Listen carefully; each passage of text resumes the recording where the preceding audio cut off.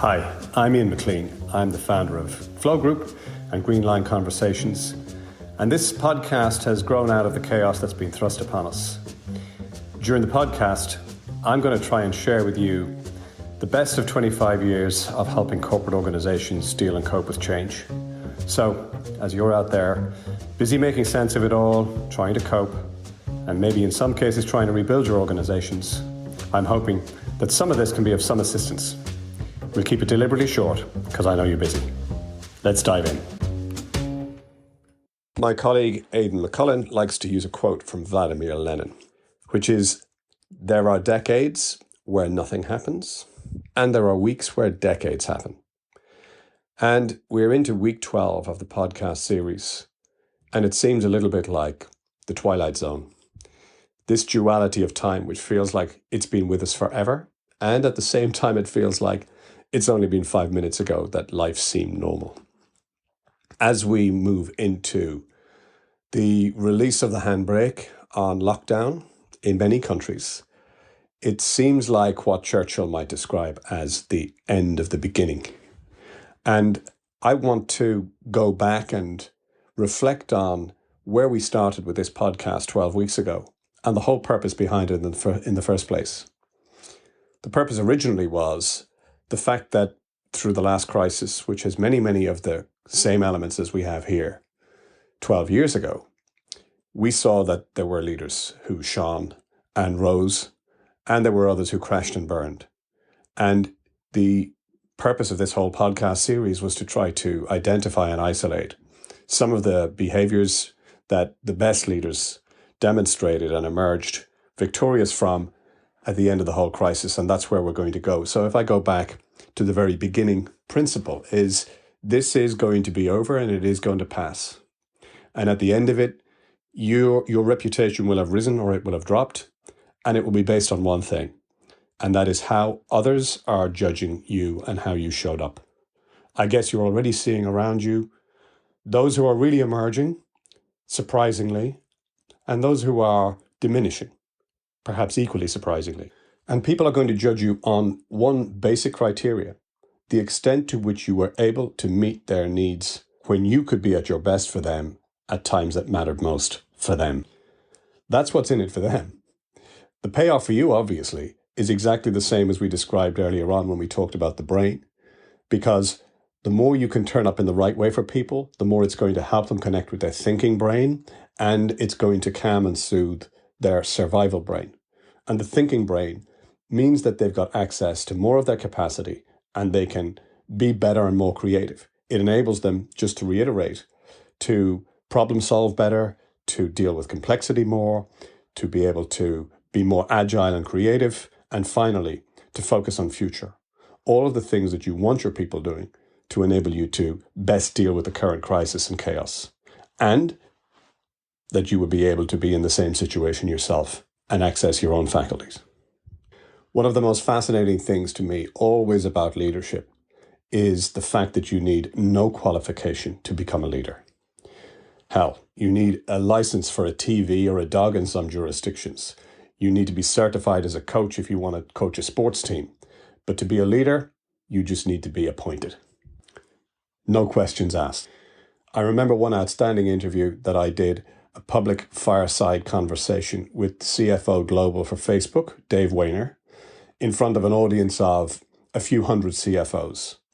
And at the end of the Q&A, one of the questions came from the floor to Dave Wehner, which was, if you were advising somebody who was newly qualified as an accountant, what would be the thing that you would give them as a piece of advice as they begin their career? And his answer was very succinct. He said, study psychology. So we're going to talk about how to keep people motivated in times of chaos, and we're going to do it in two parts. So for the rest of this episode, I'm just going to describe a very simple lens through which to look at motivation. And then in the next episode, we're going to go into it and unpack it in a little bit more detail. There are many models of motivation out there. One I found particularly useful over the years and practical is based on the work by the Neuro Leadership Institute and David Rock.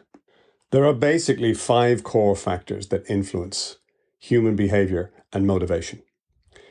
And If you were to ask any leader out there how to read a balance sheet or how to prepare a presentation, most people will be able to tell you. Ask them what the 5 core motivating factors of human behavior are, and people will really struggle. So how could you be any good at the game if you don't understand the rules?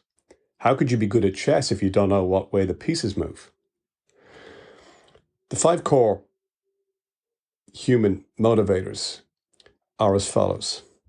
The first is called status. And what I mean by status is people need to understand where they are in the world and where they fit with regards to the people around them, like in their teams or in their organizations. They need to know their relative worth. And if you think about status in the context of the current chaos, so many people's self-worth, their idea of themselves and their identity is wrapped up in work. The second ingredient is the idea of certainty.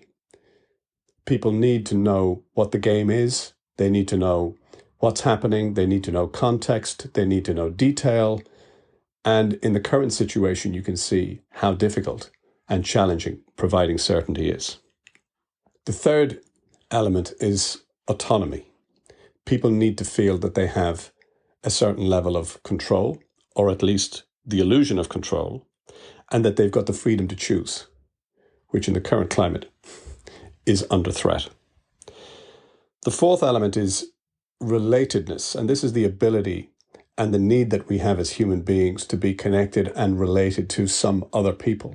This helps with collaboration and teaming and effectiveness in problem solving collectively, and it's easy to see in this remote world how that relatedness need can be compromised. And finally, there's a very deep human need for the fifth element, which is fairness.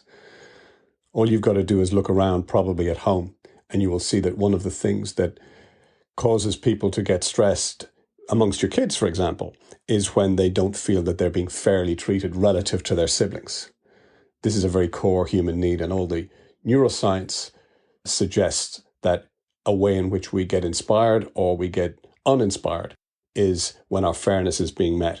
Therefore, the perception that can develop, particularly in this economy where nothing seems fair, or we don't feel fairly treated, or some people are working and some people are not, or some parts of the organization are remotely and are furloughed, and some are back working, you can see that it's a very tricky time to deal with fairness. The 5 elements can easily be remembered by thinking of the word SCARF.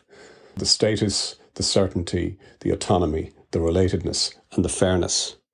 And the interesting thing to bear in mind, and this is something to reflect on before our next episode, is everybody has or is dominant in one or two of those driving traits or core needs. And it's different for every individual. So if you think of those people that you're managing or that you're leading in your organization, each of those has got a relevance, and there's a hierarchy amongst them for every individual. No two individuals have the same particular hierarchy. So if you think about it through the lens of your people, which is the dominant need that each individual has? And another point of reflection is for yourself. What are the 2 pieces or 1 or 2 of the 5 elements that we've identified that most apply to you? It's only understanding, and by understanding what the core needs and drivers are for yourself and for others, that you will be able to meet those needs. And by meeting those needs, motivation goes up. And by helping people with their motivation, their capacity goes up and their commitment level rise. And the biggest payoff of all, you become the better leader. In the next episode, I'm going to go into more detail of how you can play to advantage, understanding and using the SCARF model from the point of view of motivating people, talk about some do's and don'ts, give you a story actually from the last crash and last crisis of what I learned with my own people frontline, and put some meat on the bones of this episode. In the meantime, stay safe, stay sane, stay connected.